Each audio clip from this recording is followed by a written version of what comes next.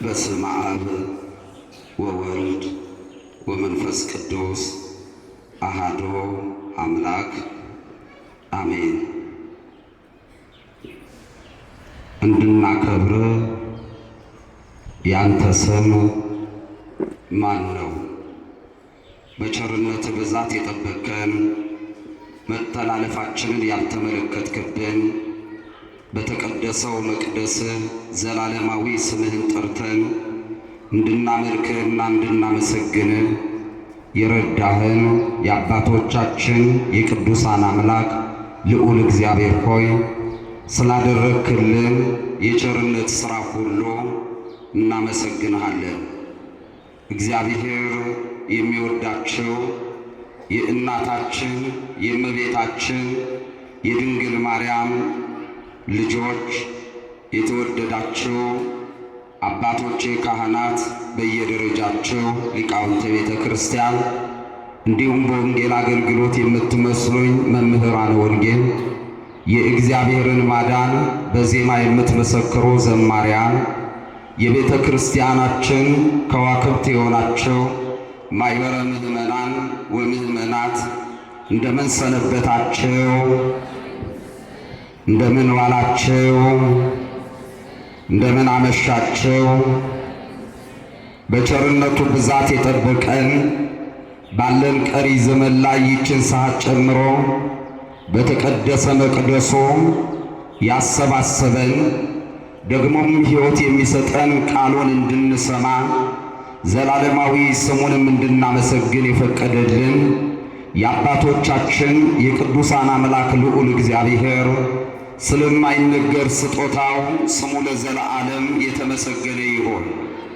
እግዚአብሔር አምላካችን የመመኪያችን ዘውድ የድህነታችን ደጃፍ የሆነችውን የእናቱ የእመቤታችን የድንግል ማርያምን ቃል ኪዳኗን የመላእክት አለቃ የቅዱስ ሚካኤልን ፈጣን ተራዳይነት ደግሞም ስሙን ጠርተው በአገልግሎታቸው ያስከበሩት የሃይማኖት ምስክር የሆኑትን የኢትዮጵያዊው ጻድቅ የአባታችን የአቡነ ተክለ ሃይማኖትን የእናታችን የቅድስት ክርስቶስ ሰምራን ቃል ኪዳንና በረከታቸውን ከሁላችን አያርቅብን። ክርስቶስ ተንሥአ እሙታን አሰሮ ለሰይጣን ሰላም ኮነ። እንኳን ለዚህ ዕለትና ለዚህ ሰዓት ምሕረቱ ሰፊ ቸርነቱ ብዙ የሆነው አምላክ በመቅደሱ እንዲህ ባለ መልክ ተገናኝተን የእሱን ብቻ እንድናወራ አንደበታችንም እሱን እንዲያመሰግን ፈቅዶ ወዶ እንኳን አደረሳችሁ አደረሰን። የእልልታና የምስጋና የጭብጨባ ሚስኮል የለም። ካመሰገናችሁ ፕሮቶኮል አትጠብቁ። ድገሙት እስቲ፣ አመስግኑት ይሄንን ገናና አምላክ። ክብር ለእርሱ ይሁን። ዛሬ በዚህ ማመሻሻ ውስጥ እንደ አምላካችን እንደ እግዚአብሔር ቅዱስ ፍቃድ እናንተ ተቀምጣችሁ እኔ ቆሜ እግዚአብሔር ያስተምረናል። የምንማርበት የትምህርታችን ኃይለ ቃል እንድናከብር ያንተ ስም ማን ነው በሚል ይሆናል። የትምህርቱ ዓላማ የመላእክት አለቃ የቅዱስ ሚካኤልን የስሙን ትርጉም ከመጽሐፍ ቅዱሳዊ እይታና ዘመን ከሚያስነሳው የጠላት ሐሳብ እይታ እንዴት አድርገን ለይተን ምን እያልን እንደሆነ መልአኩን ስንጠራ በመልአኩ ስም ውስጥ ያለውን የአምልኮት መንገድ ምን እንደሆነ ማስረዳትና ማሳወቅ ይሆናል። በመጽሐፈ መሳፍንት ምዕራፍ 13 ቁጥር 17 ላይ እንድናከብርህ ያንተ ስም ማን ነው ይላል። ይህን ቃል የተናገረው የእስራኤላውያን አርበኛ የእግዚአብሔር ሰው የሆነ ማኑሄ ነው። ቃሉን የጠየቀውና የተናገረው የእግዚአብሔር መልአክን ነው። ይህንን ትርጉም ከማየታችን በፊት ለትምህርታችን መንደርደሪያ ይሆነን ዘንድ መጽሐፈ መሳፍንት ምዕራፍ 13 ከቁጥር 1 ጀምሮ ያለውን ታሪክ አለፍ አለፍ እያልን እንጀራ እንደ ጋጋሪው እንደሚሉት አባቶቻችን ረጅሙን ጊዜ ሳልወስድ ትምህርቴን ለመጠቅለል እሞክራለሁ። ልዑል አምላክ እግዚአብሔር ሁላችንን ይርዳ። እንዲህ ይላል የታሪኩ መነሻ። የእስራኤል ልጆች በእግዚአብሔር ፊት እንደገና ክፉ ሥራን ሰሩ ሲል ይጀምራል። እስራኤል በአምላካቸው በእግዚአብሔር ፊት ደግመው ኃጢአት ሰሩ። ደግመው በክፋት መንገድ ሄዱ። ዳግመኛም ክፉ ሥራን በመሥራት በእግዚአብሔር ፊት ተገለጡ። ለሁለተኛ ጊዜ በዘመነ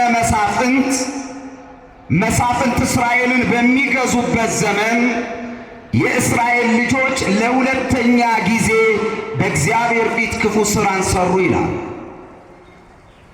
ምንድነው ክፉ ሥራቸው? የመጀመሪያውስ ክፋት ምን ነበረ? የክፋትስ ውጤት ምንድን ነው? ሰው ትናንትና በድፍረት ትናንት ባለማወቅ ስተትና ኃጢአትን ከሰራ በኋላ ደግሞ የሚሰራው ኃጢአት ምንድን ነው የሚያመጣበት? ምንስ ያስከትላል? እስራኤል ለሁለተኛ ይህን ጊዜ ይህን ኃጢአት ክፉ ሥራ ከመስራታቸው በፊት በእግዚአብሔር ፊት የሰሩት ክፋት አለ። በመጽሐፈ መሳፍንት ምዕራፍ 6 ቁጥር 1 ላይ ስታነቡ እንዲህ ይላል። የመጀመሪያው ሥራቸው የእስራኤል ልጆች በአምላካቸው በእግዚአብሔር ፊት ክፉ ሥራ ሰሩ ይላል። ክፉ ሥራ የተባለው ጣዖት ማምለክ፣ ክፉ ሥራ የተባለው ያልተፈቀደላቸውን ነውራዊ ጋብቻ መፈጸም፣ ክፉ ሥራ የተባለው እግሮቻቸውን ከቅድስናው ስፍራ አንስተው በእርኩሰት ላይ በማቆም፣ ክፉ ሥራ የተባለው በእግዚአብሔር ፊት የእስራኤል ኃጢአት የተገለጠው መለያየታቸው፣ ነገዳቸውን ቆጥረው ዘራቸውን መርጠው እኔ የሮቤል ዘር ነኝ፣ እኔ የይሳኮር ዘር ነኝ፣ እኔ የምናሴ ዘር ነኝ እያሉ ዘራቸውን ነገዳቸውን መቁጠራቸው በእግዚአብሔር ፊት እንደ ርኩሰት ተቆጠረ። ክፉ ሥራ ሰሩ። የበለጠው እግዚአብሔርን ያስቆጣው፣ እግዚአብሔርን ያሳዘነው ያዳናቸውን መርሳታቸው፣ የመከራቸው ቀን ዋስትና የሆናቸው መርሳታቸው፣ አሕዛብ ለሠሯቸው የእጅ ሥራዎች ለጣዖት መስገዳቸው እግዚአብሔርን አስቆጣው። ይህ ክፉ ሥራቸው በእግዚአብሔር ፊት ተገለጠ። እግዚአብሔርም ለምዳማውያን አሳልፎ ሰጣቸው። እስራኤል ከምዳማውያን ጋር ይጣሉ ነበር። ሁልጊዜ ልክ ዛሬ በእስራኤልና በጋዛ መካከል የምንለው የአንድ አባት ልጆች ናቸው የሚጣሉት። ሁሌ ጦርነት አለ፣ ሁሌ ይጣላሉ፣ ሁሌ እስራኤል ያሸንፋል። በክፋታቸው የተነሳ የድላቸው ዝማሬ የማሸነፋቸው ምስጢር የሆነውን እግዚአብሔርን በጣዖት ስለቀየሩት ይህን ክፋታቸውን አይቶ እግዚአብሔር ኃይሉን አነሳ። እስራኤል ከምዳማውያን ጋር ተዋጉ። ምዳማውያን ድል አደረጉና ማረኳቸው። 7 ዓመት ባሪያ አድርገው ረገጧቸው። ወገኖቼ ባርነት እጅ እስኪላቸው ድረስ ምዳማውያን አስጨነቋቸው፣ ባሪያ አደረጓቸው። እስራኤል ይህ መከራን ይዘው ይሄ የመጣባቸውን መከራ አስበው አለቀሱ። ስለ ኃጢአታችን ይሄ ሆኗል። የአባቶቻችን አምላክ ፊት ርኩሰታችን ስለበዛ በምድያማውያን እጅ ተረግጠናል፣ ኃጢአታችን ስለበዛ ተላልቀን ተሰጥተናል ብለው አለቀሱ። የደጉን ሰው የአብርሃም የአባታቸውን ስም ጠሩ። የአብርሃም አምላክ ስለ አብርሃም ብለህ ማረን፣ የይስሐቅ አምላክ ስለ ይስሐቅ ብለህ ይቅር በለን፣ የያዕቆብ አምላክ ስለ አባታችን ያዕቆብ ብለህ በምሕረት ቁምልን እያሉ እስራኤላውያን ባርነት በምድያማውያን እጅ የተጫነባቸው መከራ እጅ ሲላቸው ወደ አዳኛቸው የንስሐ እንባ እያነቡ አለቀሱ። ማረን አሉት። አዎ ኃጢአታችን ነው ይሄን ያመጣው ብለው በደላቸውን አምነው በእግዚአብሔር ፊት የንስሐ እንባ አወጡ። ስለ ኃጢአታቸው አለቀሱ። ፍቅሩ ብዙ ወዶ ነው፣ ምሕረቱ ብዙ ወዶ ነው። ኃጢአተኞችን የሚገፋ ሳይሆን የሚያቀርብ ፍቅር ወዳለው ወደ እግዚአብሔር አለቀሱ፣ ተጸጸቱ። ወገኖች ሀገራችን፣ ሕዝባችን ይህንን ባተን አይደለም የምንቸገርባት። የንስሐ እንባ እኮ የዛሬ ሰው አይወጣው። ምን በላው ሲጎለን፣ ምን ጠጣው ሲጎለን፣ ወይ አንድ የሚያልፍ የሚጠጣ ድቃቂ ነገር ሲጠጣብን የምናነባውን ኃጢአታችንን አስበን አንድ ዘላላ እናነባው። እንደውም የዛሬ ሰው አይኑን በእንጨት ቢወጉት የንስሐ እንባ አይወጣው። ሁሉም ተናጋሪ ነው። ሁሉም ልክ ነኝ ባይ ነው። ሁሉም ኃጢአቱን ለማመን ፍቃደኛ አይደለም። ተናጋሪዎቹም አድማጮች አንድ አይነት ሆነዋል በእግዚአብሔር ፊት። እግዚአብሔር ማስተዋልን ይስጠን። የእግዚአብሔርን ቁጣ ወደ ምሕረት የሚመልስ የጦርነት እሳትን የሚያጠፋ የጽድቅ ማይ ውሃ ንስሐ ነው። ያለ ንስሐ ኢትዮጵያ ሰላም ታገኛለች ብላችሁ አታስቡ። ያለ ንስሐ ቤተ ክርስቲያን ወደ ክብሯ ትመጣለች ብላችሁ አታስቡ። የጅልና የቂል ቋንቋዎች መናገር ቀላል ነው። አይዟችሁ በርቱ እየበዛን ነው ብሎ መዘባረቅ ቀላል ነው። ያለሽ መስሎሻል ተበልተሽ አልቀሻል የሚለው አባቶቻችን ቢል ግን እንድንመካከር ይጋብዘናል። እናልቅስ፣ ጎጣት ያዙ። እግዚአብሔር የሚጠራውን እርኩሰት መንገርተኛዎች አትሆኑ። ክርስቲያኖች ለራሳችሁ ስፍራ አትስጡ። የምንኖረው አንድ ሀገር ነው። የተወለድነው ከአንድ ሃይማኖት ነው። ከማየ ዮርዳኖስ ጋር ከመንፈስ ቅዱስ በፍቅር እየተመላለስ ስለ ኃጢአታችን ማረን ነው። እስራኤል ዘነፍስ እኛ ነንና እስራኤል ዘሥጋ ኃጢአታቸው አስጨነቃቸው። ባርነት እጅግ ቻላቸው። ስለ ኃጢአታቸው ይህ እንደሆነ አመኑ፣ አለቀሱ። የሀገራችን ጦርነት የኃጢአት ውጤት ነው። የሀገራችን በረከት ማጣት የኃጢአት ውጤት ነው። የሀገራችን የመኖራችን ባህል መቀየር፣ የሰው ልጆች መከባበር፣ ፍቅር ማጣት የኃጢአት ውጤት። ኃጢአት አጥህ ከሚል ግዕዛዊ ግስ ነው የወጣው። ኃጢአት ማለት ማጣት፣ ምን? ጽድቅ ማጣት፣ በረከት ማጣት፣ ሰላም ማጣት፣ ፍቅር ማጣት። ይህንን ያጣነው ስለ ኃጢአታችን ነው። ያጣነው እንዲመለስልን እንደ እስራኤል ዘሥጋ እስራኤል ዘነፍስ ምዕመናን ልናለቅስ ይገባል። በድያለሁ ይቅር በለኝ ብለን ማልቀስ፣ ረክሻለሁ ቀድሰኝ ብሎ ማልቀስ፣ ወድቄያለሁ አንሳኝ ብሎ ማልቀስ ያስፈልጋል። ኃጢአታችንን እያሰብን የማልቀስ መንፈሳዊ ልምምድ ያስፈልገናል። አለቀሱ። የደጉ አባት የአብርሃም፣ የደጉ አባት የይስሐቅ፣ የደጉ አባት የያዕቆብ ስም ሲጠራ እኔ የሙታን አምላክ አይደለሁ የሕያዋን አምላክ ነኝ፣ የአብርሃም አምላክ ነኝ፣ የይስሐቅ አምላክ ነኝ፣ የያዕቆብ አምላክ ነኝ ያለ በወዳጆቹ የማያፍር እግዚአብሔር ስለ አባቶቻቸው ቃል ኪዳን ብሎ እስራኤል ዘሥጋን ተመለከታቸው። ዛሬም ሀገራችን ኢትዮጵያን ይመልከትልን፣ ሕዝባችንን ይመልከትልን።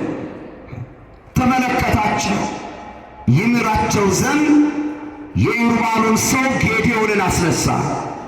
ከ7 ዓመት ባርነት በኋላ እግዚአብሔር በጌዴዎን እስራኤላውያንን ከገቡበት ባርነት ነፃ አወጣቸው። ከተረገጡበት፣ ከወደቁበት፣ ከተጨነቁበት እግዚአብሔር ስለ አባቶቻቸው ቃል ኪዳን ብሎ ንስሐ ገብተው ሲመለሱ እናንተ ወደ እኔ ተመለሱ እኔም ወደ እናንተ እመለሳለሁ ያለ እግዚአብሔር በምሕረት ተመልሶ አዳናቸው። ዛሬም ስለ ተክለ ሃይማኖት ብሎ በምሕረቱ ወደ እኛ ይመለስልን። ስለ ደገኛይቱ እናት ስለ ቅድስት ክርስቶስ ሰምራ ብሎ ስለ ወዳጆቹ ቅዱሳን ብሎ እግዚአብሔር ወደ ሀገራችን ይመልከትልን። ነፃ አወጣቸው። እስራኤል ኑሮ ጀመሩ። ጥቂት እንደኖሩ ለሁለተኛ ጊዜ መሳፍንት 13 ለሁለተኛ ጊዜ ዳግም በእግዚአብሔር ፊት ኃጢአትን ሰሩ። ለምን ሰሩ? ትናንት ኃጢአት በመስራታቸው አባቶቻቸው በኤሎፍራውያን እጅ ተረግጠዋል። ምዳማውያን አስጨንቀዋቸዋል። ባርነት እጅ ብሏቸዋል። ዛሬ ደግሞ የትናንትናውን ባርነት ረስተው ለምን በእግዚአብሔር ፊት ክፉ ሥራ ሰሩ? ክፉ ሥራ የሰሩት እግዚአብሔርን ስለረሱት። ምን አልኳችሁ? ምን አልኳችሁ? ብዙ ናችሁ፣ ድምፃችሁ አይሰማ። ምን አልኳችሁ? እግዚአብሔርን መርሳት ዋጋ ያስከፍላል ወገኖች።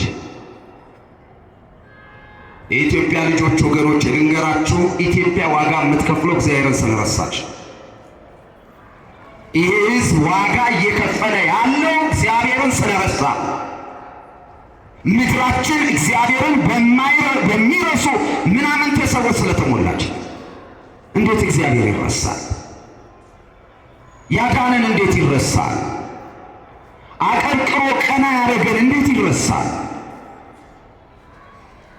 ታሞ የፈወሰን እንዴት ይረሳል? መቃብር ገብቶ ከርዕደ መቃብር ያወጣን አባት እንዴት ይረሳል? እንዴት እግዚአብሔር ይረሳል? በሚያልፍ ነገር የማያልፈውን እግዚአብሔር እንዴት እንረሳዋለን? ወገኖች እግዚአብሔርን መርሳት በጣም በዝቷል። በጣም ትላንትናውን የረሳ ሰው በዝቷል። ምንም የሌለው ድሃ ሰው ከገጠሯ ኢትዮጵያ ከመጣ በኋላ እግዚአብሔር በበረከት ሲጎበኘው የጎበኘውን እግዚአብሔር ትቶ የተሰጠውን ነገር የሚያምር ቆዳው የተወጣጠረበት ስንት በመንቀሳቀስ ብቻ ሰው ተብሎ ተንቀሳቃሽ ሬሳ የሆነ ሰው በዝቷል። እግዚአብሔር አይረሳም። ሙሴ እንዲህ ነው አለ። ኦሪት ዘዳግም ምዕራፍ 8 ቁጥር 11 ላይ እግዚአብሔርን እንዳትረሳው ተጠንቀቃል። እግዚአብሔርን እንዳትረሳው ተጠንቀቃል። ቤት ሳይኖር ቤት ባገኘ ጊዜ፣ ጎተራ በእህል በሞላ ጊዜ፣ በረቶች በመንጋ በሞሉ ጊዜ፣ ብርና ወርቅ በበዛል ጊዜ ልብህ እንዳይንጓደድ፣ ልብህ እንዳይጎል እግዚአብሔርን እንዳትረሳው ተጠንቀቃል። የአዲስ ኪዳን እስራኤል ዘነስ ክርስቲያኖች ሞቶ ያዳነን የክርስቶስ ፍቅር በምንም አይለወጥም፣ አይረሳም። ለእኛ የተከፈለ የፍቅር ዋጋ አይረሳም። ያ አንገቱን ደፍቶ ቀና ያደረገን የመድኃኒዓለም ፍቅር አይረሳም። ያ እየታመመ ለእኛ ጤና የሰጠን የክርስቶስ ፍቅር አይረሳም። የእሱን ፍቅር ብር አይለውጠው። የእሱን ፍቅር ድቃቂ እላቂ ነገር አይለውጠውም። ክርስቲያን ወገኖች አያስረሳም የእሱን ፍቅር። ብዙዎቻን ፍቅር ረስተነዋል። ብዙዎቻን ፍቅር ረስተዋል። ስለ ረሳን ነው እርካታ ያጣ ነው። ስለረሳን ነው የምንሰማው ሁሉ ጆሮአችን ጭው የሚያደርገን። የምስራቾችን የምንሰማባቸው የሚያሳርፉ ድምፆችንም የምናዳምጥባቸው ጥቂት ደቂቃ ብቻ ነው ያሉ። ሌላው ሁሉ የዓለም ጭንቅና መከራ የሚነገርበት ከምትሰማው ቃል የተነሳ ታብዳለህ ይላል ሙሴ። የሚያሳብድ ቃል ነው እየሰማን ያለ። ለምን? እግዚአብሔር ረሳ ነው። ባካችሁ ወገኖች አትርሱት፣ አትርሱት። አርብን ቀራንዮ ላይ የተከፈለ የፍቅር ዋጋ አትርሱት። በጲላጦስ አደባባይ ላይ ቆዳው እስኪላጥ የተገረፈውን ፍቅር አትርሱት።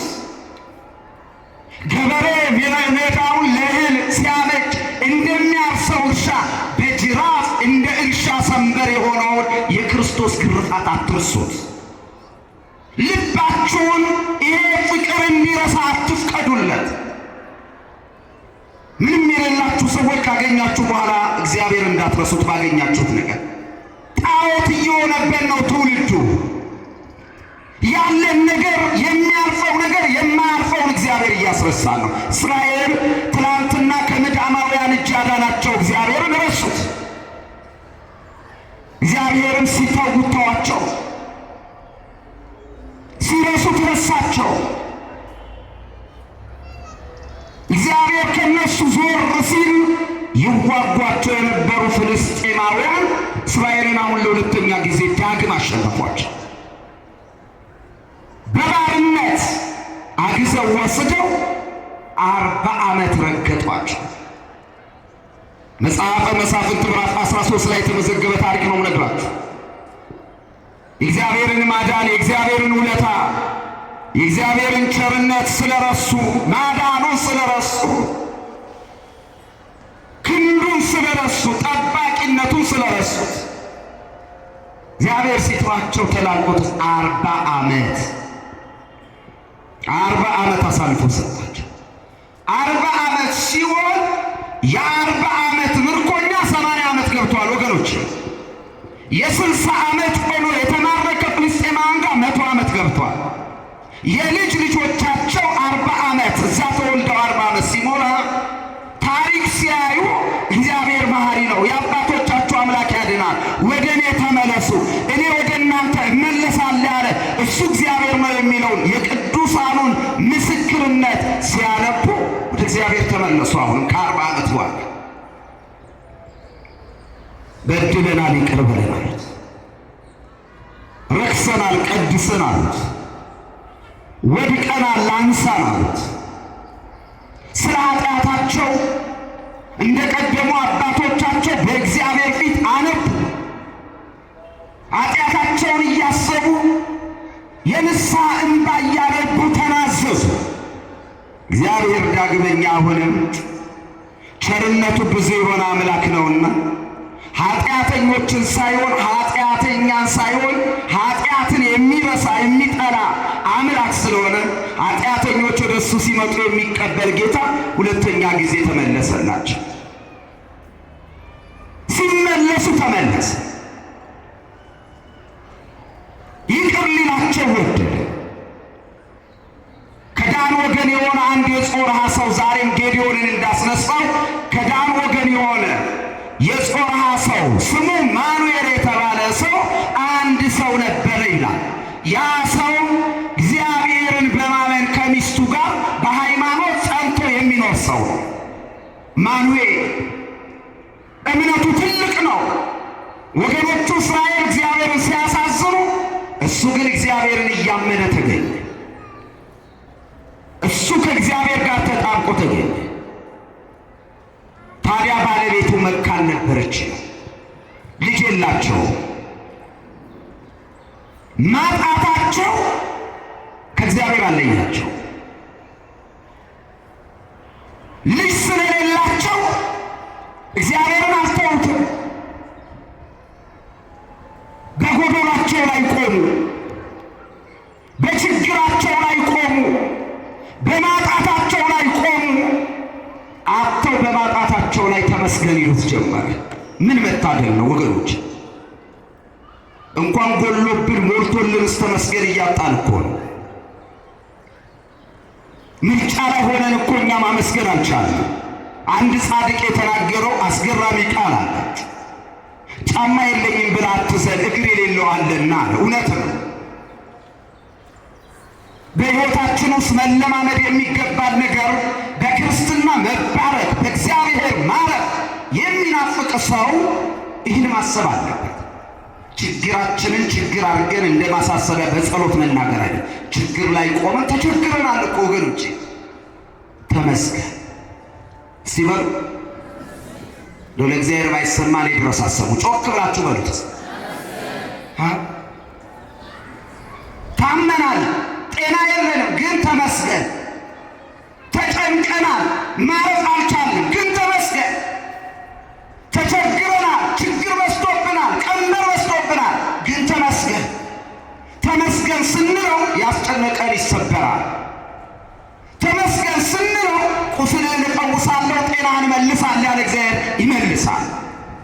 አታማሩ፣ ችግራችሁን ብቻ አታዳምጡ ወገኖቼ። እግዚአብሔር ከችግራችን በላይ ነው። እግዚአብሔር ችግር የሚያርቅ አባት አምላክ ነው። አመስግኑ፣ እናመስግን። ተመስገን ተመስገን። ባልና ሚስቶቹ ልጅ የላቸውም፣ አብረው እየኖሩ ግን እግዚአብሔርን ያመልካል። በዛ ክፉ ዘመን እኮ ሰው ሁሉ እግዚአብሔርን በረሳው ዘመን፣ ሰው ሁሉ እግዚአብሔርን በጠላው ዘመን ላይ ሆኖ ተመስገን። እንዴት ደስ ይላል! እስቲ በሉት። ያሳርፋል። በሉት እስቲ ተመስገን። በቃ ተመስገን ይሉታል። ሁልጊዜ ሚስቱ ባለመውለዷ ያ ዘመን ያልወለደች ሴት በመንገድ ከታየች ካጣችው ነገር በላይ የሰዎች ስድብ ልብን ይሰብር ስለነበረ እቤት ቁጭ ብላ በሃይማኖት እግዚአብሔርን ተስፋ አድርጋ ትጠብቋለች። ምን ብላ? አንድ ቀን እግዚአብሔር የእናቴን የሳራን ማኅፀን የጎበኛ መልአክ እኔን ይጎበኘኛል ብላ ትጠብቃለች። እሱም በጸሎት እየበረታ ይጠብቃል። ድንገት ቤት ውስጥ ተቀምጣ እያለች መልኩ የእግዚአብሔር መልአክ የሚመስል አንድ ሰው መጣ ይላል። የእግዚአብሔር መልአክ ክንፉን ሸሽጎ በሰው ተመስሎ መጣ። አንቺ ሴት እግዚአብሔር ጸሎትሽን ሰምቷል፣ ልመናሽን አድምጧል። ትወልጃለሽ፣ ወንድ ልጅ ነው የምትወልጂው። የምትወልጂው ልጅ ለእግዚአብሔር የተለየ ናዝራዊ ነው። ጸጉሩን እንዳትላጭው፣ የሚያሰክር መጠጥ የሚያረክስ መብል እንዳትበይ አላት። ይሄን ብሏት የእግዚአብሔር መልአክ ተሰወረ። ሚስትየው ትገርማለች። ባሏ ማኑኤል እርሻ ላይ ውሎ ጠብቆ ከእርሻ ጨርሶ ሲመጣ እቤት ቁጭ ብላ ባሏ ሲመጣ ጠበቀች። ባሏ ሲመጣ የሰማችውን ያየችውን ነገረች። ምን አለች? ዛሬ መልኩ የእግዚአብሔር መልአክ የሚመስል ሰው መጣ። አንቺ ሴት እግዚአብሔር ጸሎትሽን ሰምቶሻል አለኝ። ደግሞ ወንድ ልጅ ትወልጃለሽ። የምትወልጂው ልጅ ለእግዚአብሔር የተለየ ናዝራዊ ነው። ጸጉሩን ስለታኖሽ እንዳትላጭው፣ የሚያሰክር መጠጥ የሚያረክስ መብል እንዳትበይ ብሎኝ ከኔ ሄደ አለች። ማን? እኩት ትባላለች። የማኑሄ ሚስት የታላቁ አርበኛ የሶምሶን እናት ለባሏ የሰማችውን የምስራች ነገረች። ምን ብሏት ይሆን ባሏ? የዛሬ ባሎች ሚስቶቻችሁ ቢነግሯችሁ የእግዚአብሔር ቃል ጠቅሰው እንዲህ ተማርን እንዲህ ብለው ቢጠቅሷችሁ ምን ትሉ ይሆን? ምን እንል ይሆን? ያየችው የሰማችው የተሰበከችው የእግዚአብሔርን ማዳን ለባሏ ነገረችው። ተስፋቸውን ነገረችው። ምን አለ ባል? የዛሬ ባል ቢሆን አሁን አንቺ ነሽ እኔን የምትሰብኪኝ? ደግሞ መቼ ቄስ ሆንሽ? ደግሞ ከመቼ ጀምሮ ነው ቄስ ሆንሽ? ደግነቱ የምትሰብክ ሚስት የለችምና እንደ እኩት የሰማችውን የምትናገር ሚስት የለችም እንጂ የዛሬ ባል ብንሆን አንቺ እኔን ልታስተምሪ፣ እኔ እኮ ቄስ ትምህርት ቤት ድሮ ዲያቆን ነበርኩ የሚል የትዝታ ዘፋኝ ይነሳል። አንሰማማም ባልና ሚስቶች። ማኑኤል ግን እንደዚህ ዘመን ሰው አላለ። ተንበረከከ። እግዚአብሔር ሆይ ያለውን መንፈሳዊ ምስጢር ለእኔም ግለጥልኝ ብሎ ጸለየ። ይገባልና መልካም ነገር ያስቀናል። ለንስሐ የበቁት ስታዩ ለንስሐ አብቃን። ለክቡር ሥጋው ለቅዱስ ደሙ በቅተው የዘላለም ሕይወት ያገኙት ለእነሱ ያበቃ እኔንም አብቃኝ። መልካም ምኞት ነው። እግዚአብሔር መልካም ምኞት አይከለከልም። ይህን ጸለየ። ይህን ከጸለየ በኋላ በንጋታው እንደ ልማዱ ወደ እርሻው ሲሄድ ሚስቱን ቤት ሊተዋት አልፈለገም። ነይ ታግዥኛለሽ ብሎ ሚስቱን ይዟት ወደ እርሻ ወጣ። እርሻው ቦታ ላይ ሲሄድ ሚስቱ ጉልጓሎ ታወጣለች፣ እሱ ያርሳል። ደክሟት የማሳው የእርሻው ድንበር ላይ ቁጭ ብላ እያለች ያ ቤት መጥቶ ክንፉን ሸሽጎ መልኩ የእግዚአብሔር መልአክ የሚመስለው መጣና ከፊቷ ቆመ። ቀና ስትል ያ ልጅ ትወልጃለሽ አላት ነው። አላናገረችው። ወደ እርሻው መሃል ሮጠች። ባሏ ወዳለበት ወደ ማረህ እየሮጠች ሄደች። ይገርማችኋል ወገኖቼ፣ እየሮጠች ሄዳ የባሏን እጅ ይዛ ያ ትወልጃለሽ አለ፣ ያ የሚያሰክር መጠጥ እንዳትጠጪ አለኝ፣ ያ የሚያረክስ መብል እንዳትበይ ያለኝን ሰው አግኝቼዋለሁ ና እያለች ባሏን እየጎተተች አመጣች። ወደ ማን? ወደ ማን? ወደ መልአኩ። ወገኖች፣ ባሎች፣ ሚስቶች የት ነው የምንጓተተው? የት ነው እየተጓተትን ያለ ነው? ጓደኛሞች፣ ኦርቶዶክሳውያን ወገኖች የት ነው እየተጓተትን ያለ ነው? ሚስት ባሏን የት ነው በዚህ ዘመን የምትጎትተው? ባል ሚስቱን የት ነው የሚጎትታት? መንፈሳዊነታችን መጽዳት ካለበት ይጸዳል፣ መቅናት ካለበት ይቀናል። ሚስት ባሏን ግሮሰሪ አይደል የምትጎትተው? በየመዝናኛው በየመጨፈሪያው አይደል የምትጎትተው? አለ የማይሉት የአደባባይ ምስጢራችን ነው ይሄ። እኛም ባንናገረው እናውቀዋለን። ባልስ ሚስቱን የት ነው የሚጎትታት? በየጭፈራ ቤት በየስካር ቤት አይደል? ይሄ ሊታረም ይገባዋል። ወደ መልአኩ እየጎተተች አመጣች። እሱማ ልጎተትም አለ አላላት። ለሚስቱ ፍቅር ተሸንቋላ። በገዛ ስጋው ላይ ስልጣን የለውም። ስጋው ስልጣኑ የሚስቱ ስለሆነ ለሚስቱ ታዞ እየተጎተተ ወደ እግዚአብሔር መልአክ መጣ። በፊት ለፊቱ ቆመና አንተ ነህ አለ። ልጅ ትወልጃለሽ ያልከው አንተ ነህ? የሚያሰክር መጠጥ አትጠጪ፣ የሚያረክስ መብል አትብይ ያልከው አንተ ነህ አለ። አዎ እኔ ነኝ። እባክህ የሚወለደውን ልጅ እንዴት እንደምናሳድገው ንገረናል። ይገርማል። እንዲህ አይነት ጸሎት የሚጸልይ ወላጅ አለ? ለልጆቻችሁ ልጆቼን እንዴት አድርጌ በጥበብ በሞገስ በመንፈስ አንተን የሚያመልኩ ሃይማኖት የሚጠብቁ ታላላቅ የሚያከብሩ ሀገር የሚወዱ ልጆች እንዲሆኑ እንዴት አድርጌ ልጄ እንደማሳድግ በቅዱስ መንፈስ አስተምረኝ የሚል ወላጅ። የዛሬ ወላጅ ይኑር ይሙት ለማያውቀው ልጁ ገና ሲወለድ የተወለደ ቀን በ40ኛው ቀን ቡክ ነው የሚያወጣለት። ሃይማኖት አስተምረው። ይሄ ብዙዎቻችን ችግር ነው። ሰይጣን ስራችንን እያደረቀው ነው። መንፈሳዊነታችንን እያደረቀው ነው። ወላጆች የልጆች አስተዳደጋችን በክርስቲያናዊ ሚዛን ባይሆን፣ አባት ልጁን ለማስደሰት እኮ አርቴፊሻል ሽጉጥ ገዝቶ የሚመጣበት እናትን ግደላት ግሽ አድርጋት የሚል እኮ ወላጅ ነው፣ አባት ነው። አባትን ግደለው እስቲ ውሃ ይረጫል እሱ ጨዋታ እየመሰለ ሲያድግ ዋናውን ይዞ አባቱን ገደለ እናቱን ገደለ የፖሊስ ዜና ይሰማል። አስተዳደጋችን የልጆቻችንን አስተዳደግ ማረም አለበት። ወደ ሰንበት ትምህርት ቤት አምጧቸው። ልጆች በጥበብ በሞገስ በመንፈስ ይደጉ።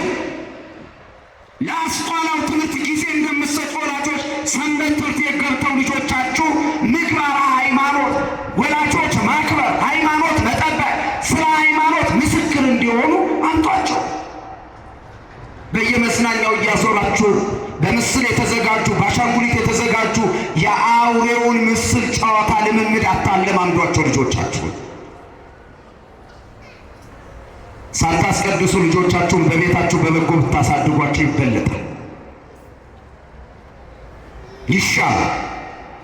ይሄ ሰንበት ትምህርት ቤት ዝም ብሎ ጊዜ ማሳለፊያ አይደለም። ከበሮ ለመምታት የተሰበሰበ ህብረት ለዝማሬ ብቻ እዚህ ስታዩት የሚዘምር ብቻ አይደለም። ትምህርት አለው፣ ህይወት አለው። አምጧቸው። ልጆች አስተዳደጎቻችን ይታሩ። እንደ ቀልድ ሞባይል ተገዝቶላቸው ህፃናቱ ሁሉ ከሞባይል ጋር ተጣብቀው፣ ይህ አስተዳደግ ነው? አይምሮ እያመከንን ነገ ኢትዮጵያን የሚቀበል ትውልድ እያሳጣን፣ እኛ የምንወቅሰው እኛ የሚታየን የመንግስት ኃጢአት ነው። የእኛ ኃጢአት፣ የእኛ ስህተት ከራሳችን ጋር ነው፣ ከእኛ ነው የሚጀምረው። እኛ ካልተስተካከልን ኢትዮጵያ አትስተካከልም። እመኑን፣ እኛ ካልተስተካከልን ኢትዮጵያ አትስተካከልም። ሰባኪው ስብከት ሊሰብክ ሲወጣ ከመውጣቱ በፊት ቤቱ ቁጭ ብሎ የሚያስተምረውን ርዕስ ይጽፋል። አንድ ትንሽ ልጅ አለው ይላል። አንድ መጽሐፍ ያነበብኩትን ነው የምነግራችሁ። እና በጣም እሱ ርዕስ እያወጣ ያው ስብከት ለማስተማር ማንበብ ይፈልጋል። ሲያነቡ ደግሞ ጸጥታ መረጋጋት ይፈልጋል። እና ያን ርዕስ እያወጣ እያለ ልጁ አስቸገረው። ሕፃን ልጅ በምን ያታለ አንድ የአፍሪካ ካርታ ያለው የሚነቃቀል መጫወቻ ነበር። እና የአፍሪካ ካርታ ያለበትን መጫወቻ ፍትትት ታደርገና እንደነበረ እስቲ አድርገው ልጄ ብሎ ሰጠው። አሁን እሱ ያንን ሲያደርግ እሱ የራሱን ስራ ሊሰራ ገና ትንሽ እንደሄደ ልጁ ክትምጥምጥም ማድረግና አባዬ ይሄው አለ። የአፍሪካውን ካርታ ገጣጥም አለ። ተደነቀ። እንዴት ገጣጠምክ ልጄ አለ። ጀርባውን ዞር አደረገና አባዬ ይሄ የምታየው ከአፍሪካው ካርታ ጀርባ ያለው ሰው ነው። ሰውየውን ሳስተካከል አፍሪካ ተስተካከለች። አይኑን አይን ጋ፣ አፍንጫ አፍንጫ፣ ጆሮን ጆሮ ጋ፣ እግር እግር፣ እጅን እጅ ጋ ሳደር ልክ እሱ ሳስተካከል አፍሪካ ተስተካከለች አለ ይባላል። ሰው ካልተስተካከለ አገር አይስተካከል። ሰው ራሱን ካላስተካከለ ኑሮ አይስተካከል፣ ትውልድ አይስተካከል። ለዚህ ይህን ግንዛቤ ለራሳችን ይዘን ህይወት ከራስ ነው የሚጀምረው። እንዴት እንደምናሳድገው ንገረን አለ። ለሚስት ነግሬያታለሁ አለ እግዚአብሔር መልአክ። አሁን የሚያሰክር መጠጥ እንዳትጠጣ፣ የሚያረክስ መብል እንዳትበላ፣ ጸጉሩ ላይ ስለት አናቱ ላይ አስቀምጣ ጸጉሩን እንዳትላጭ ነግሬያታለሁ አለ። እሺ በቃ እባክህ የፍየሉን ጠቦት እስክናቀርብልህ ድረስ ከእኛ ጋር ቆይ አለው ማኑኤል። መልአኩም መልሶ ምን አለ? አንተ ግድ ብትለኝ እንኳን የፍየሉን ጠቦት አልበላም አለ። ለምን? መላእክት አይበሉም፣ አይጠጡም፣ አያገቡም፣ አይጋቡም። እሳትና ንፋስ ረቂቃውያን ናቸው። አንተ ግድ ብትለኝ እኔ የፍየሉን ጠቦት አልበላም፣ ለእግዚአብሔር ቁርባን አድርገህ አቅርብ አለ። ደገመና ማለ የምላል እሺ ግን ይሄ የነገርከን ነገር በደረሰ ጊዜ እንድናከብር ያንተ ስም ማን ነው? ነው እሳቸው ልጅ ትወልዳላችሁ ብለናል። ልጁ በተወለደ ጊዜ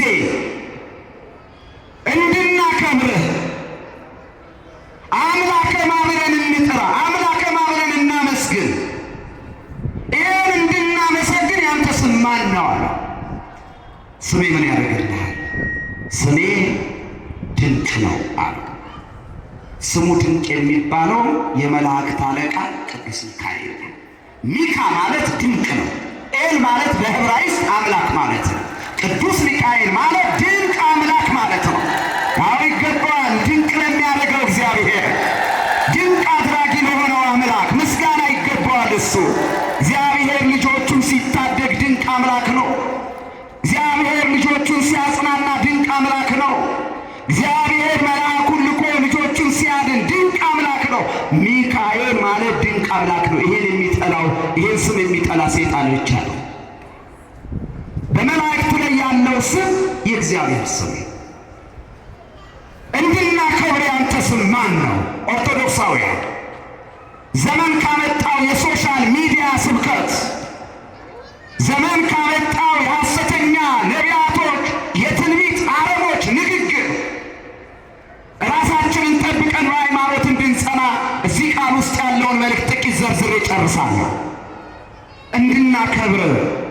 ያንተ ስም ማን ነው አለ። ዛሬ የምናከብረው ማን ነው? የመላእክት አለቃ ቅዱስ ሚካኤል። ለምንድን ነው የምታከብሩት የሚሉ መናፍቃን በሰሞኑ ከለቀቁት አንድ የጅል ቋንቋ ልንገራችሁና ለዛው መልስ ሰጥቼ ነው።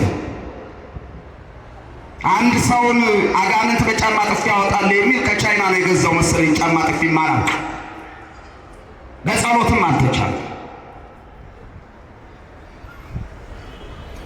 ኦርቶዶክሳውያንን ሲነቅፍና ሲተች እኔ እሱ ጮትን አያስገርመኝም። ይሄ ቁጭ ብሎ ማስተዋል ያጣውና ዝም ብሎ ሳለ የሚለው ነው የሚገርመኝ። አስተውሎ ኦርቶዶክሳውያን በሩ አንድ ነው ይላል ይሄ መናፍቅ። በሶሻል ሚዲያችሁ ስለምትከታተሉ አብዛኛው ወጣቶች በሩ አንድ ነው፣ እኛ ጋር ያለው በር ኢየሱስ ነው፣ እኔ ነኝ በሩ አንድ ነኝ ብሏል። እነዛ ግን ይላል ስም አይጠቅስም። እኛን እኮ ነው ዲቃላ አማርኛ ተናግሮ ኦርቶዶክስን ለመንቀፍ ፈልጎ ነው። እነዛ ግን ሚካኤል በር ነው ይላሉ፣ ማርያም በር ናት ይላሉ፣ ገብርኤል በር ነው ይላሉ፣ ተክለ ሃይማኖት በር ነው ይላሉ እያለ ቤተ ክርስቲያኗን በልኩ የማያውቃት በስም ብቻ የሚያውቃት መናፍቅ ይሄን የኑፋቄ ጥርስ ሰሞኑን ይሰራ ነበር። እኔ ልጠይቃችሁ በሩ ስንት ነው? ጉድፈላ እንደምን አመሻችሁ። በሩ ስንት ነው? እሱ ማን ነው? ኢየሱስ ክርስቶስ ነው። እሱ ማን ነው? አዎ አንድ ነው። የኦርቶዶክስ በር እኛ ሚካኤል በር ነው አላልንም። ቤተ ክርስቲያን ድንግል ማርያም በር ናት አላለችም። ቅዱሳን በር ናቸው አላለችም። ነገር ግን በሩን ለማያውቀው ዓለም ወደ በሩ ያቀረቡ በሩን ያስተዋወቁ ሐዋርያት ናቸው። ወደ በሩ ያቀረቡት ዓለም በክርስቶስ ያመነው ሐዋርያት ሲሰብኩ ሐዋርያት እኛን አምልኮ አላሉ፣ እኛንም ፈጣሪያችሁ አላሉ፣ እኛንን ያዳናችሁ አላሉ። መዳን በኢየሱስ ነው እያሉ አያዳኙን በርን ያሳዩት። እሱ ነው አምላካችሁ እያሉ ያን በርን ያሳዩት። ዛሬም የመጣ ነው በመላእክት አለቃ በቅዱስ ሚካኤል፣ በኢትዮጵያዊ ጻድቅ በአቡነ ተክለ ሃይማኖት፣ በእናታችን በክርስቶስ ሰምራ ስም ባለ የቃል ኪዳን በዓል እንዲህ ተሰብስበው ወንጌል ስንሰማ እነሱን ልናመልክ አልመጣን። በእነሱ ግን ወደ በሩ መጥተናል። በር አይደሉም እነሱ ወደ በሩ ነው ያቀረቡን። ምክንያቱም አናውቀውም፣ በሩ ጠፍቶብን፣ ዓለም በር ጠፍቶብን።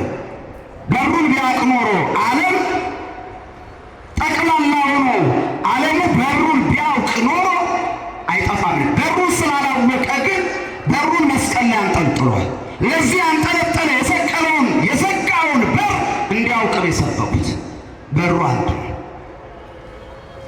የምናከብረው መልአክም ደግሞ እንድናከብር ያንተ ስም ማን ነው ሲል በኢትዮጵያ ኦርቶዶክስ ተዋሕዶ አስተምህሯችን መላእክትን የምናከብረው ወይም ለምን ታከብራላችሁ ዛሬ ሚካኤል ነገ ገብርኤል ነገ ሩፋኤል እያላችሁ ሲሏችሁ መላእክትን የምናከብረው እንድናከብር እግዚአብሔር ስላዘዘ። ማን ስላዘዘ? ኦሪት ዘጸአት ምዕራፍ 23 ቁጥር 20 ላይ ተመልከቱ። ወዳሰብከው ምድር ይመራ ዘንድ በመንገድ ይመራ ዘንድ መልአኬን በፊት እሰዳለሁ፣ እንዳታስቀይመው እንዳታስመርረው፣ ስሜ በሱ ላይ አለና ምን በለው አክብረው። በመላእክት ላይ የማስም አለ። ጮክ በሉ የእግዚአብሔር ስሜ በሱ ላይ አለና አክብረው አለ። ሚካኤል፣ ሚካ ማለት ድንቅ፣ ኤል ማለት በዕብራይስጥ አምላክ፣ በሌላው ትርጉም ደግሞ ሚ ማለት በግዕዝ ሚ የምትለው ቃል መኑ፣ በአማርኛ ማን፣ ካ ማለት በግዕዝ ከመ፣ በአማርኛ እንደ፣ ኤል ማለት በዕብራይስጥ አምላክ ሲነበብ ምን ማለት ነው? በግዕዝ መኑ ከመ አምላክ፣ ማን እንደ እግዚአብሔር ማለት ነው። ሚካኤል ማለት ክብር ለስሙ ይሁን። ማን እንደ እግዚአብሔር ነው። እንዴት ይጠላል! ማን እንደ እግዚአብሔር አለ? ነውራችንን የደበቀ ኃጢአታችንን ሸፍኖ በፍቅር የጠራ ማን እንደ እግዚአብሔር? ሰዎች ሲጠሉን ያልጠላን ማን እንደ እግዚአብሔር? ያመናቸው ሲክዱን እኛ የራቅነው እግዚአብሔር የወደደን ማን እንደ እግዚአብሔር? ጠላቶቹን እንደ ራሱ አድርጎ የወደደ ማን እንደ እግዚአብሔር? እንዴት ያስጠላል! ይህ ሰይጣን ነው የሚጠላው ወገኖች። በመላእክት ላይ ያለ የእግዚአብሔር ስም መላእክትን የምናከብራቸው እግዚአብሔር አክብሩ ስላለ እንድናከብራል። ዛሬ መላእክት አለቃ ቅዱስ ሚካኤል ወራይ መታሰቢያ እያከበርን ነው። አከበርን እንጂ አላመለክም። ከዚህ ውጭ ይህን እውነት ወቅ አከበርን እንጂ አላመለክም። አምልኮት እግዚአብሔር የአምልኮት ስግደትም ለእግዚአብሔር መልአኩን አክብሩ አለ እግዚአብሔር። ስሜ እሱ ላለ አክብሩ አከበር ነው። ስላከበር ነው የእግዚአብሔር ትእዛዝ ፈጸምን እንጂ የእግዚአብሔር ትእዛዝ አላፈረስም። ኦርቶዶክሳዊ ያንተ ስም ማን ነው? መታሰቢያህን እንድናደርግልህ በስም ቤተ መቅደስ እንድናሳንስ በስም እግዚአብሔር አንተን ልኮ ለእኛ ያሰማውን የምስራች ለተስፋ ለቆረጡ ለተጨነቁ እንድንመሰክር ያንተ ስም ማን ነው? ያንተ ስም ማን ነው? ሁለተኛው መላእክት የጸጋ አዳኝ ናቸው። ምን አልኳቸው? መላእክት የምን አዳኝ ናቸው? ኢየሱስ ደግሞ የባህሪ አዳኝ ነው። ኢየሱስ የምን አዳኝ ነው? ማዳን የባህሪው ነው። አሁን አይቀላቀልባችሁ። ይሄ የፌስቡክ አርበኛ ስለበዛ ነው። አብዛኞቻችሁ ወንጌል ገልጣችሁ ከምታነቡ ኢንተርኔቱ ላይ ቁጭ ብላችኋል። እሱ ደግሞ የብዙ ወጣቶች አእምሮ ቤተክርስቲያን ሳያቋት ያን እያዩ የሚስቱ እየሳቱ በየአዳራሹ ይገባሉ። ኢየሱስ ያድናል ሲባል በኦርቶዶክስ ተዋሕዶ የባህሪ አዳኝ ነው። ስሙ አዳኝ ነው። ቃሉ አዳኝ ነው። ቀሚሱ አዳኝ ነው። እሱ ዘላለም ማዳን። መላእክት ያድናሉ ሲባሉ እግዚአብሔር ልኳቸው ያድናሉ። ለዚህ ትንቢተ ዳንኤል ምዕራፍ 6 ቁጥር 16 ላይ በዳርዮስ ዘመን ዳንኤል እግዚአብሔርን ሲያመልክ ስለተገኘ ወደ አናብስት ጉድጓድ ውስጥ ተጣለ። ሲጣል ዳርዮስ ምን አለ? ዳንኤል ሆይ የምታመልከው አምላክ ከአንበሶች አፍ ያድንሃል። እግዚአብሔር የሚያመልከው ዳንኤል ወደ አንበሶቹ ሲጣል መልአኩን ልኮ አዳነው። ዳንኤልም ምን አለ? በንጋታው ዳርዮስ መጥቶ የአንበሶቹን ጉድጓድ ከፍቶ ዳንኤል ዳንኤል የምታመልከው አምላክ አድኖሃልን አለ። ዳንኤል ምን አለ? ንጉሥ ሆይ 1000 ዓመት ንገሥ፣ ሁልጊዜ የማመልከው አምላክ መልአኩን ልኮ አድኖኛል አለ። ማንን ልኮ? መላእክት ከእግዚአብሔር ተልከው ያድናሉ። ስትሄድ እግሮችን እንዳይሰናከሉ መላእክቱን ስላንተ ያዛል ይላል መዝሙር 90 ቁጥር 11። መላእክት ከእግዚአብሔር ተልከው የሚያድኑ የጸጋ አዳኝ ናቸው። ይሄ አዳኝ የሚለው መዳን በኢየሱስ ብቻ ነው። እሱ የባህሪው ነው። ከሰው የሚያድን ቢኖር እኮ እሱ ባልመጣ፣ ከፍጡር የሚያድን ቢኖር ኖሮ እሱ ባልመጣ። እኛ ጋር ያለውን እውነት ወቁ። ኦርቶዶክስ ጋር ያለው እውነት ወቁ። ይሄ የእግዚአብሔር መልአክ ምን ያደርግ? ስሜ ድንቅ አለ። እባክህ ቆይ ሲል እንዳዘዘው እንጨት ረበረበ። ያንን ከኛ ጋር ቆየ ፍየል ጠቦት እስካቀረ ያለውን ቁርባኑን አቀረበ። ማኑሄና ሚስቱ በመሠዊያው ፊት ቆመው ሲጠባበቁ ከሰማይ እሳት ወርዶ ያቀረቡትን መስዋዕት በላው። የእግዚአብሔር መልአክም ይላል በመሠዊያው ላይ ነበርና ያቀረቡትን መስዋዕት ይዞ ሲወጣ አዩት። ጉድ ፈላ አሉ ባልና ሚስት። እስካሁን ድረስ አንተ ማነህ የምንለው? ከእኛ ጋር ቆይ የምንለው የእግዚአብሔር መልአክን ነው አሉና ማኑሄና ሚስቱ ለመልአኩ የአክብሮት ስግደት ሰገዱ። ክብር ለእግዚአብሔር ይሁን። የአክብሮት ስግደት ሰገዱለት። እንድናከብር ያንተ ስም ማን ነው? የምናከብረውን እንወቅ፣ አምልኮታችን እንወቅ። በዚህ ትምህርት ውስጥ ትልቁ ደግሞ ልጆቻችሁን ወደ ሰንበት ትምህርት ቤት አምጡ። ትውልድ እየጠፋ ነው። ሀገር ትውልድ በማጣት እየጠፋ ነው። ሆዴ ይሙላ ደረቴ ይቅላ የሚል ትውልድ እየመጣ ነው። በሃይማኖት በምግባር በቅድስና የሚጸና ትውልድ እንዲመጣ ቅዳሜና እሁድን ልጆቻችሁን ወደ ሰንበት ትምህርት ቤት በማምጣት በማስተማር ለሀገርም ለቤተ ክርስቲያን ለወገን እንዲጠቅሙ ከዚህ ከማኑሄና ከሚስቱ ከህኩት ሕይወት ውስጥ ተምረን ተግባራዊ ማድረግ ይገባናል። የረዳን ያገዘን በቃሉ ያስተማረን የአባቶቻችን የቅዱሳን አምላክ ልዑል እግዚአብሔር ስለማይነገር ስጦታው ስሙ ለዘለዓለም የተመሰገነ ይሁን። የእግዚአብሔር ቸርነት የእመቤታችን አማላጅነት የቅዱሳን መላእክት ጥበቃቸው ከሁላችን አይለየን ለዘለዓለሙ አሜን።